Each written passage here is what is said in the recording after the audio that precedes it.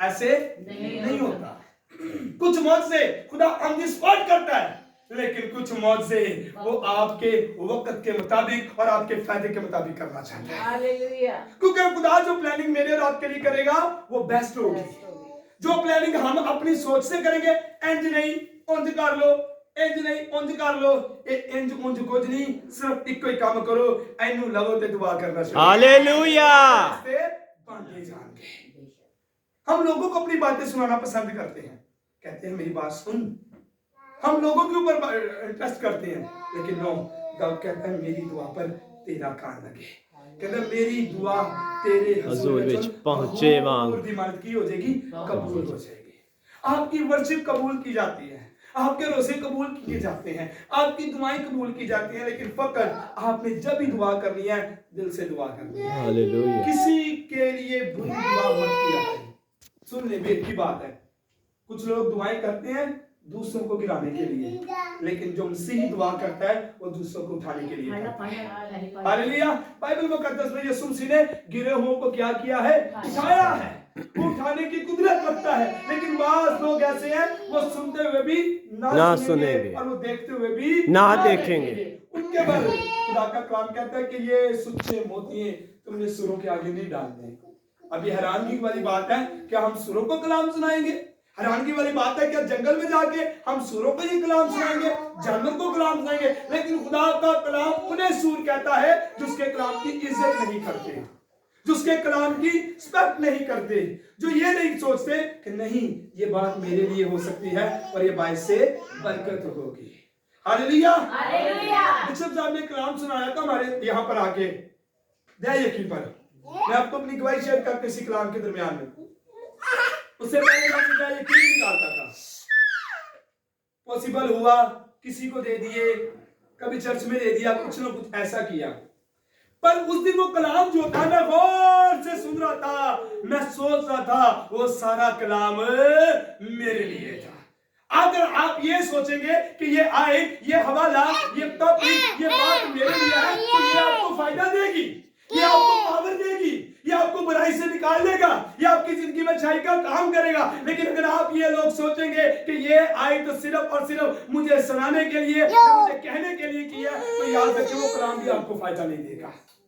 एक दफा pastor Harry साहब ने कलाम सुनाया चर्च के अंदर, उसने और कुछ चीजें मेरे ऊपर आ रही थी, बाइबल का कलाम मेरे ऊपर उठ रहा था।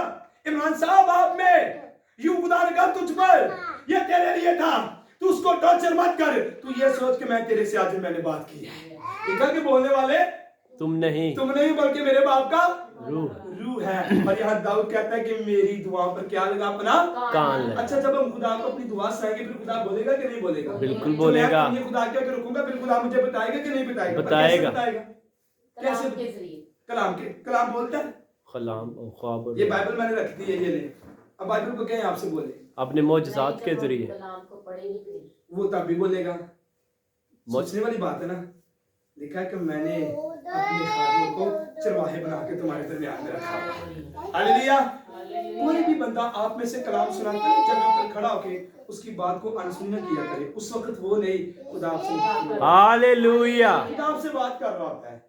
खुदावंद आपकी जिंदगी में काम करना चाहता है मेरे भाइयों। और दाऊद कहता है मेरी दुआ पर कान लगा। हम दुआएं करते रहते हैं, हम रोजे रखते रहते हैं, लेकिन हम भेद की बात को समझ नहीं पाते। हम उस बात को आज तक ले ही नहीं पाते कि खुदा भी हमसे कुछ चाहता है। खुदा ये नहीं कहता कि आप सारी रात दुआ करते रहे। हाँ, अगर आप सारी रात दुआ करेंगे तो उसकी बरकत अलग है, लेकिन एक वक्त खुदा कहता है तू मुझसे बात कर, अब मैं तुझसे बोलना चाहता हूँ, मेरी बात को भी सुन ले। और वो कलाम के जरिए आपसे बात करता है, वो बाइबल के जरिए आपसे बात करता है। यकीन करें, खुदा का कलाम बड़ा खूबसूरत है। इसकी एक आयत मेरे और आपके भाई से बरकत है। कलाम लिखा है, खुदा का कलाम कभी भी बेतसीर नहीं लौटता। ये लौटता ही नहीं है, ये खड़ा रहता है, ये काम करता रहता है, ये बंधन तोड़ता रहता है, ये दिल साफ करता रहता है, ये नफरत को दूर करता रहता है, ये बेवकूफी से भरता रहता है। लेकिन तब जब खुदा का बंदा कहता है मेरी दुआ पर कान लगा, चेक करें क्या कान लगा भी है कि नहीं लगा। देखने की जरूरत है ना, सोचने की जरूरत है। जब आप दुआ करते हैं इसका पता कैसे लगता है? जब आपकी दुआओं का रिजल्ट आना शुरू हो जाए ना, इसका मतलब कि खुदा का कान आपकी दुआओं पर लगा। Hallelujah, hallelujah. ये इसका मतलब बनता है। मैं इनकी गवाहियां सुनता हूं तो फिर मुझे खुशी होती है कि आपकी दुआओं पर खुदा का कान लगा हुआ है।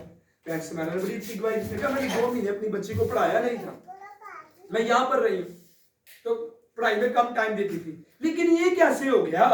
समझ से बाहर है ये बात कि बच्ची फर्स्ट आ गई है, बच्ची अच्छे नंबरों में पास हो गई है। ये कैसे हुआ? ये उसने किया जिसके लिए ये दुआएं करती थी।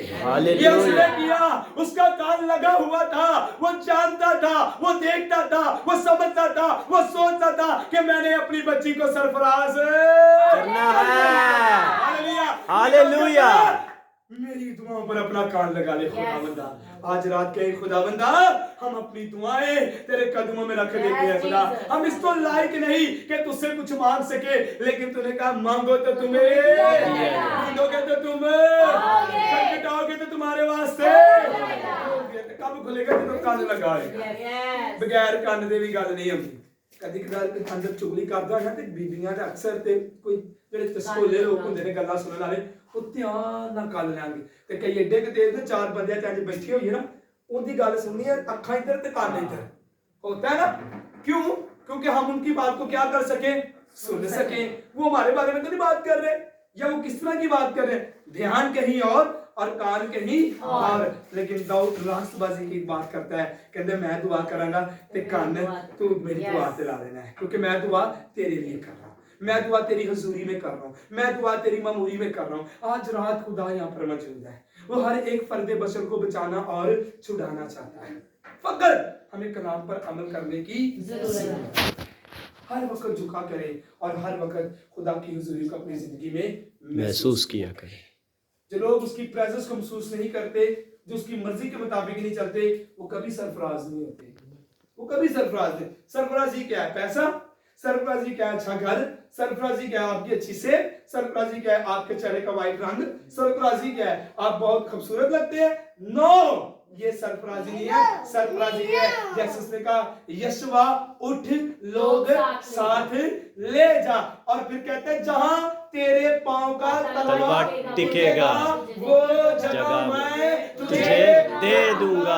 आपकी सरफराजी ये है, अगर आप घर के बड़े हैं, बुजुर्ग हैं, आप अपने खानदान में जाते हैं, और जब आप अपने खानदान में जाकर बैठ जाते हैं तो बहन और भाई ये कहते हैं ये हमारा बड़ा आ गया है, अब ये जो कहेगा हम मानेंगे। उस वक्त आपकी सरफराजी नजर आती है। हालेलुया।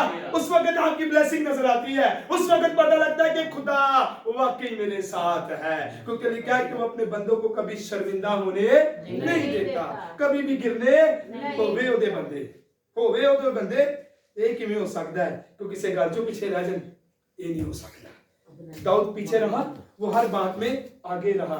जाति जुलियत उसने क्या किया? मार गिराया।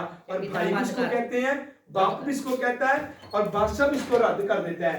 कहता है कि सुन तू जंग नहीं लड़ सकता, सुन तू जंग नहीं लड़ सकता। लेकिन दाऊद दुआ करता था, वो जानता था कि मेरी दुआ